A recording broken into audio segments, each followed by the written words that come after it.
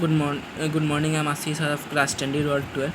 My topic for today is operating system and types of operating system. Operating system is system software that manages computer hardware, software resources, and provides common services for computer programs. Time-sharing operating systems schedule tasks for efficient use of the system and may also include accounting software for cost allocations, processor time, mass storage, printing, and other resources. For hardware functions such as input and output and memory allocations, the operating system acts as an intermediary between programs and the computer hardware. Although the application code is usually executed directly by the hardware and frequently makes system calls to an OS function or is interpreted by it, operating systems are found on many devices that contain a computer, from cellular phones and video game consoles to web servers and supercomputers. The dominant general purpose desktop operating system is Microsoft Windows, with a market share of around 76.45. macOS by Apple Inc. is in second place, 17.72%, and the varieties of Linux are collectively in the third place, 1.73 in the mobile sector, including smartphones and tablets. Android, its share is up to 72% in the year 2020.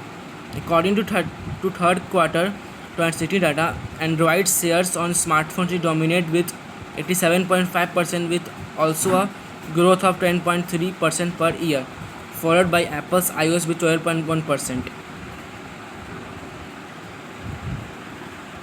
Types of operating system: single tasking, multitasking. Single tasking system can run only one program at a time, while multitasking operating systems allows more than one program to be run in concurrency. This is achieved by time sharing, where the available process time is divided between multiple processes. These processes are each interpreted repeatedly in time slices by a task scheduled subsystem of the operating system. Multitasking may be categorized in primitive and cooperative types.